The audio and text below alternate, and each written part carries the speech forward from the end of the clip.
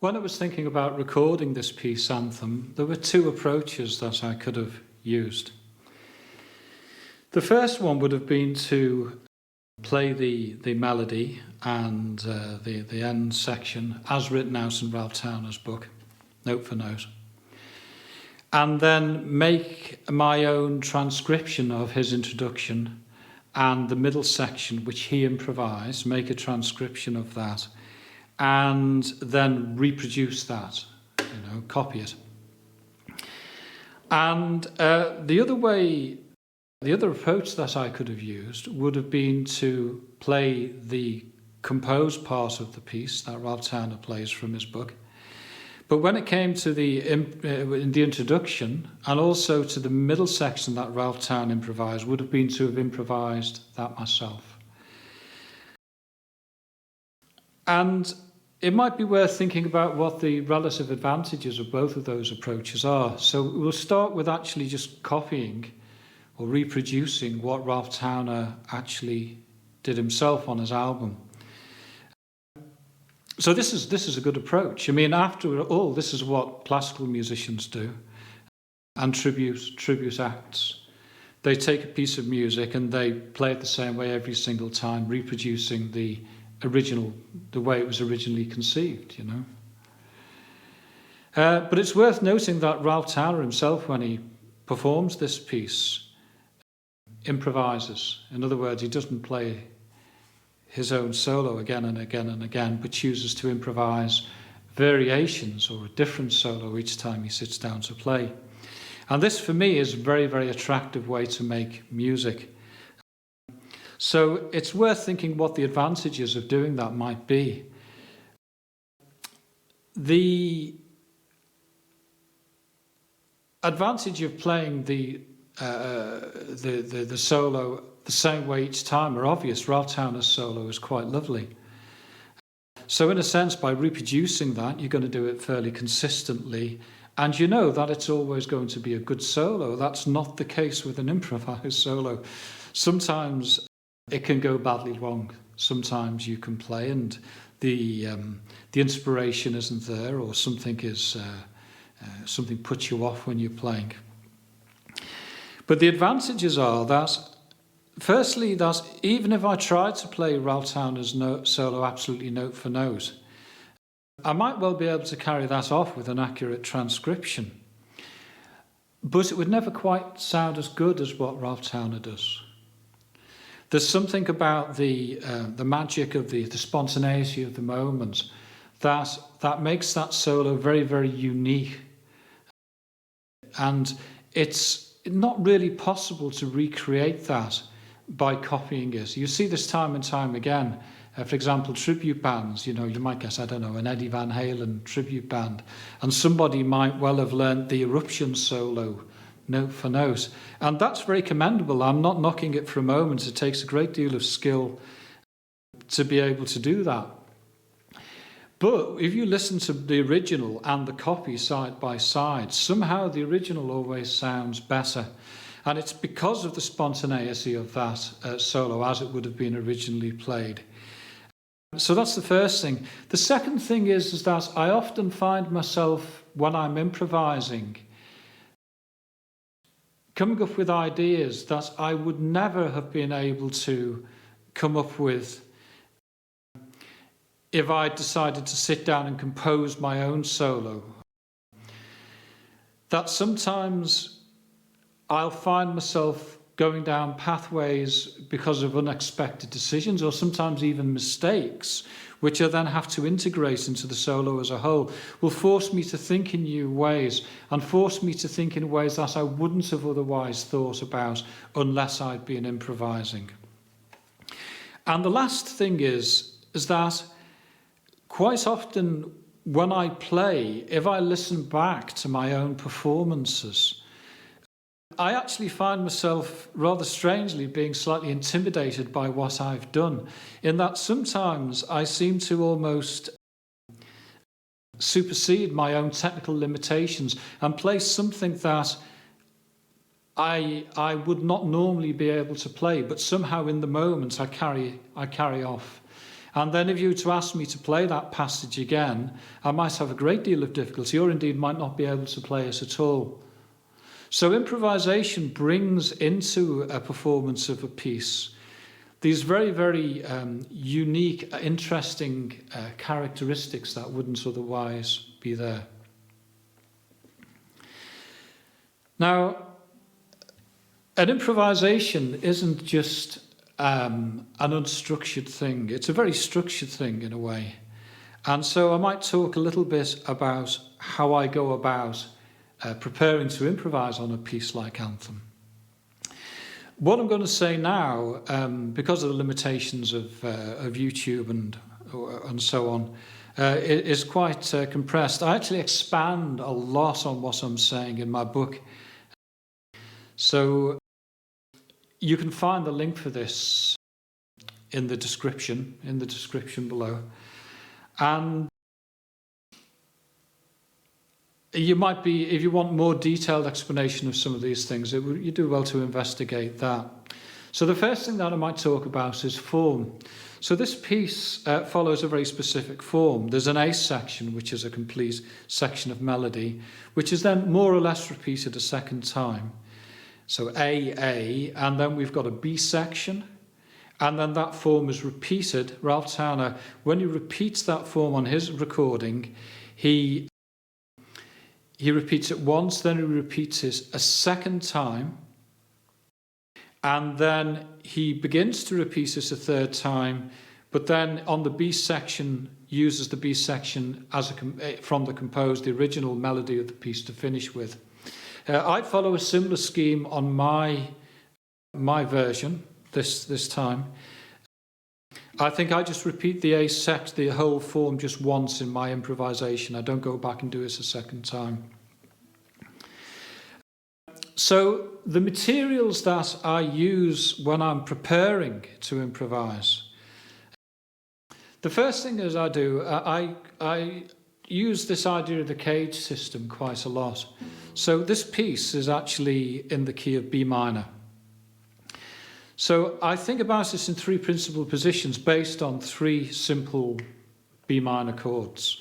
So this is an A minor chord here. We think about this cage thing. If I move that up 2 frets, it becomes like an A minor with a capo on the 2nd fret with my first finger acting as the capo. Then the other practical minor shape using the cage system is this one here. This is what we call an E shape, like an E minor, but moved up, an E shape B minor chord. And then the third position, which I'd commonly use, is this B minor chord here using a D shape. So this is like a D minor, which has been moved up, whoops, to there. So that's the chord shape. And obviously it's possible for me to add other notes to that chord shape.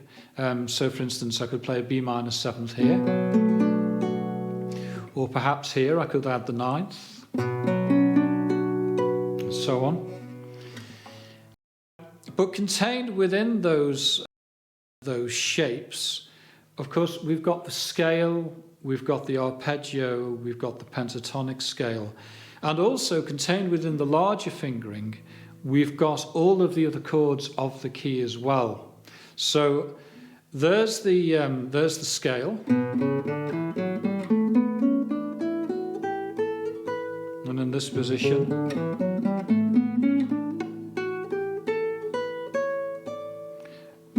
And in this position. So what that gives me is a network of scales right across the neck, used based on these bar positions here.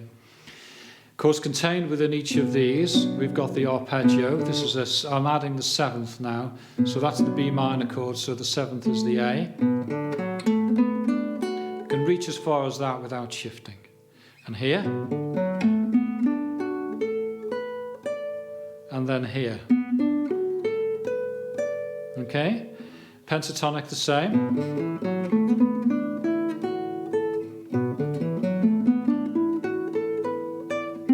Oops. Like that. And also within those fingerings, we've got other things as well. So for instance, if I extend that fingering upwards,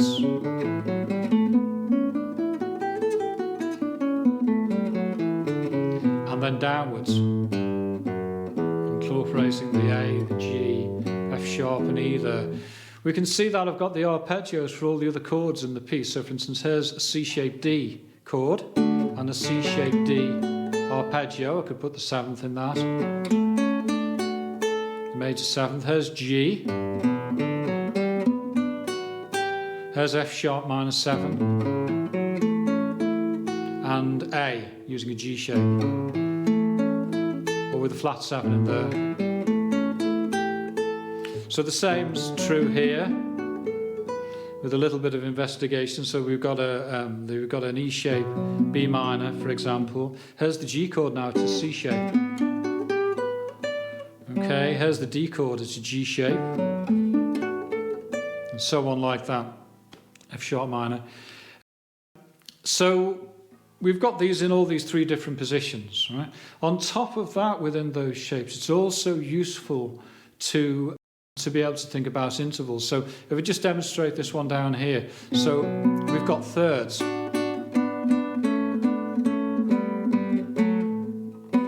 Like this. We've got 6 intervals.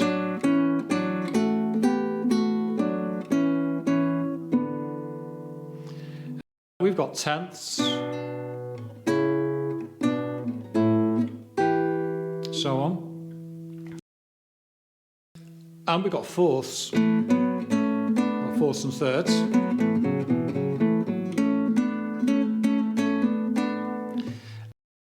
So we've got a whole bundle of possibilities within any, same up here.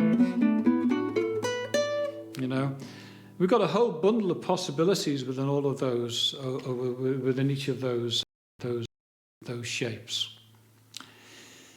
So I don't just think in terms of those set positions as well. I also think in terms of vertical scales, and these are extremely useful. So for instance, if I was going to play in the key of B minor on the first string, starting from the note E, it would be E, F sharp, G, A, B, C sharp, D, E. And then on the B string, a bit easier. So B, C sharp, D, E, F sharp, G, A, B. And on the G string, it would be here. The D. The A. And then the E again, which is the same as the top string.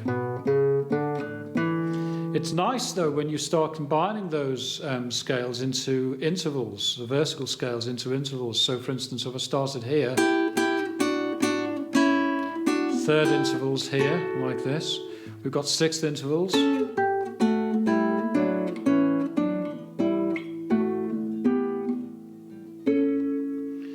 10th intervals.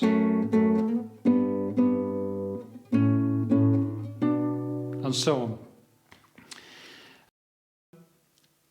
And also very useful, coming for me very, very much from people like Ted Greene and George Van Epps, we're using these triads. So the triads I use are first and second inversion triads. So if I was going to play second inversion triads on the first 3 strings in the key of B minor, I would start with maybe there's a D chord here, a C sharp diminished, D, E minor, F sharp minor, G, A, B minor, C sharp diminished again, like that. If I was going to play on the same strings and think of first inversion chords, then here's a B minor, A, G, F sharp minor, E minor, E minor, whoops, D, C sharp diminished, back down to the B minor again. You think of the same key here.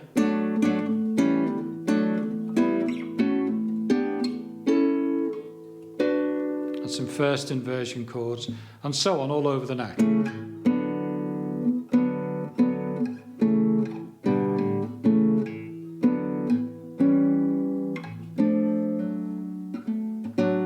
Like that. So they're the raw materials that I use when I'm improvising on this piece.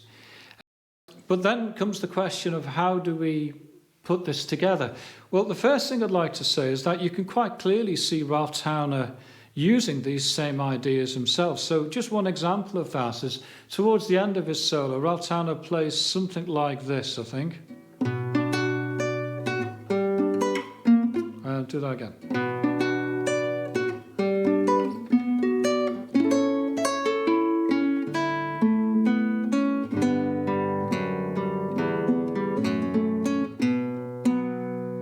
Something along those lines, not dead accurate, but something like that. What's interesting about it is here, when he plays this, there he's coming off this chord here, B minor, and adding the flat third at the top. Then he goes to a D-shaped G chord. It's hard to see, but that's it there. It's like a D, which is G. Then here he goes up to a B minor chord again, as discussed before. And then here he plays a C-shape A chord, but he just plays the top of it. Then he comes straight down the arpeggio, and then he plays an open E, which gives him enough time to come back down into position. Then a turnaround. Something along those lines. So that would sound like that.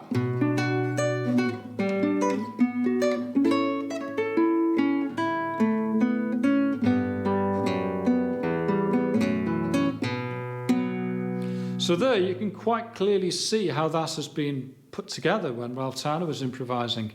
And so we've got the melodic and we've got the harmonic material which is present within those shapes. But the next question, of course, is how do we bring all that together to actually make music out of it? And so we can think about this in just two areas. So the first area is aural or listening. Now, I practice solfa scale when I'm on my own, or I just sing through the keys and get used to singing and pitching intervals using solfa. When I'm improvising, I don't have time or the inclination to think do, re, mi, fa, so, or whatever. But what I do is I actually have developed the ability to sing and play the notes simultaneously.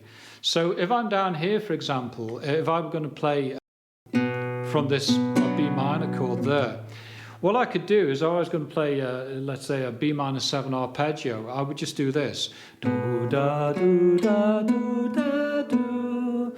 Now that's the notes of the arpeggio. Root flat third, fifth, flat 7, root third. Could carry on going up, fifth, da, da, da, the flat 7.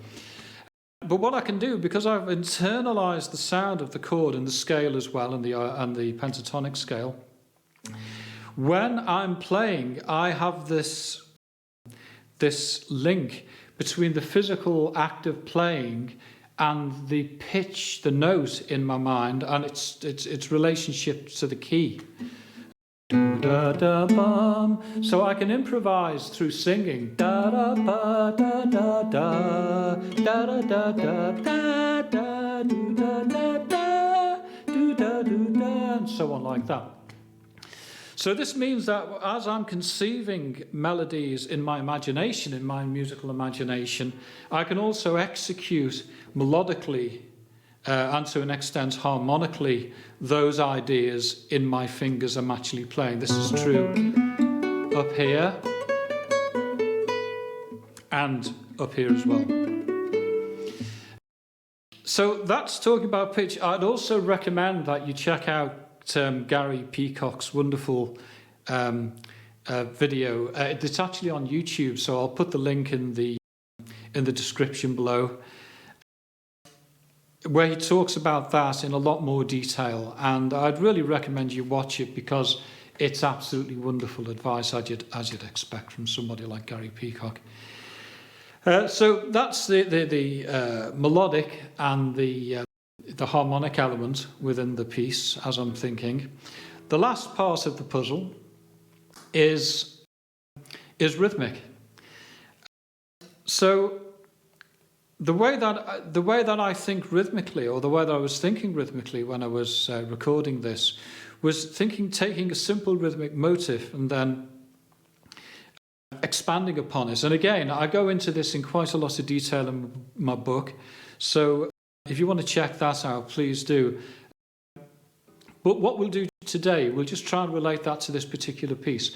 So for instance, Ralph Towner, towards the end of his solo, plays this very, very beautiful line just in thirds. Interestingly, he's playing it around this shape here, which we were talking about earlier. He does something like this. It mightn't be completely accurate, but it's roughly right.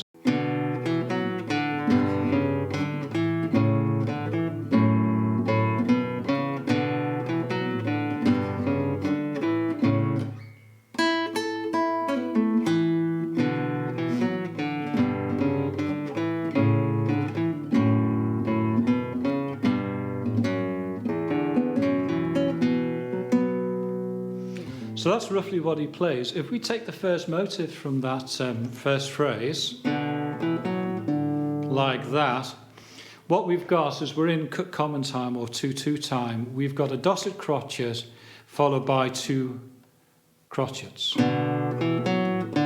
All right? Now, that gives us this. 1, a 2, and. Now, if I were to split the last crotchet in that bar into 2, then I get this.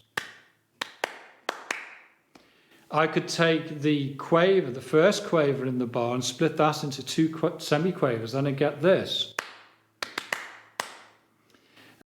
I could take the first half of the bar, and instead of having a dotted crotchet and a quaver, I could go quaver, crotchet, quaver, and then another crotchet, and then split the last crotchets in the bar into semiquavers, and that would give me this. I could use a tie. So, for instance, I could use a dotted crotchet. I could tie the quaver following that to the following crotchet, and then have the last crotchet on its own, and that would sound like this. I could introduce rest, so I could introduce a quaver rest at the beginning of the bar, and then in the second part of the bar, the first of the 2 crotchets, I could introduce a crotchet rest, and that would sound like this. Okay, so all of those are possible variations, and obviously one could go on doing that for a long time. The trick is to be able to make those types of variations spontaneously. So if I just spend a few moments just sort of clapping that out, it might sound like this.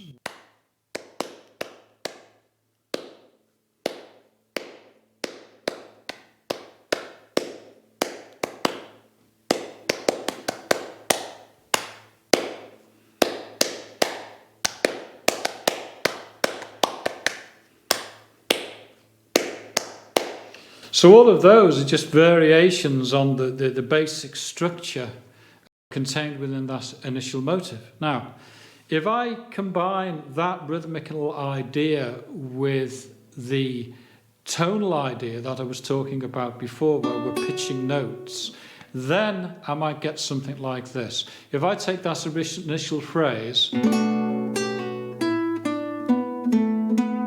so ba di da di da di da di. There, I've extended that by another bar to make a complete phrase. Here's the same phrase again here, and here. So that's the same rhythmic phrase, but applied in 3 different areas of the neck. Now, if I start varying that, so here's this rhythmically with different notes, but the same phrase again. Now, if I was going to vary that, I might do this. So da da da da da instead of da dee da da. We just do 1 or 2 more.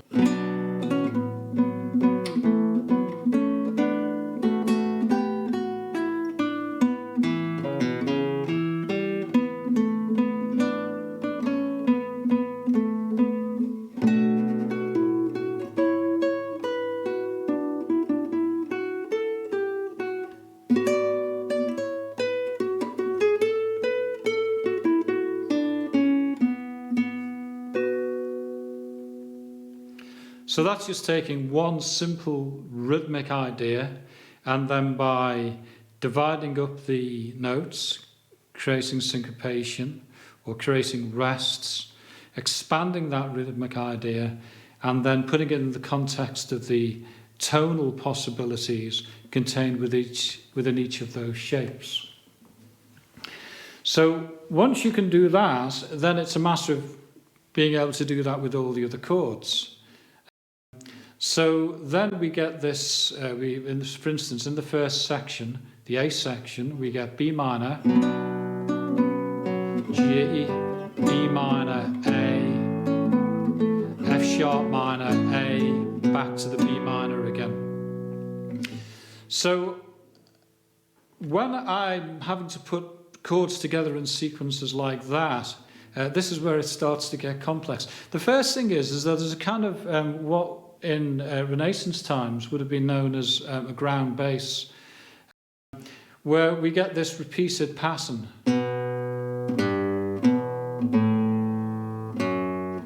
Like this. So that can be used very effectively. So if I just add scale tones on top of that bass pattern, now I get this.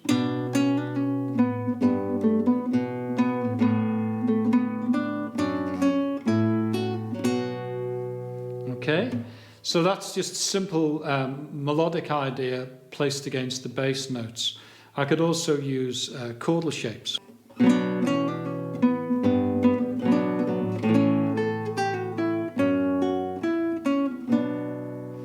Or here.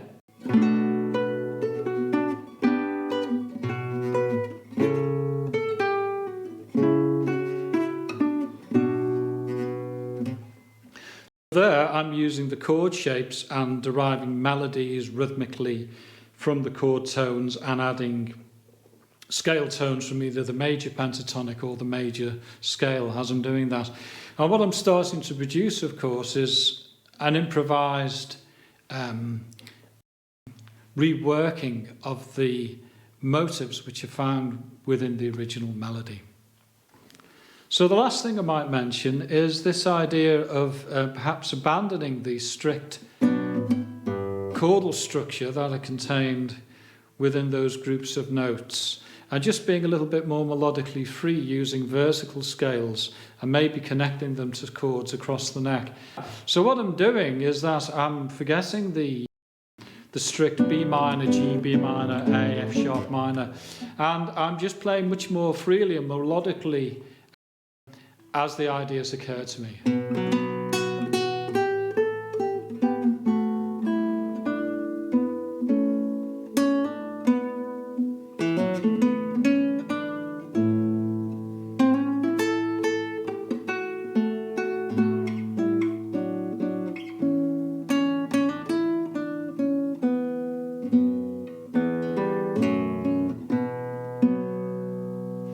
So there, hopefully you could see that I was using a combination of different elements. I was using triads and intervals, scale tones, and by abandoning that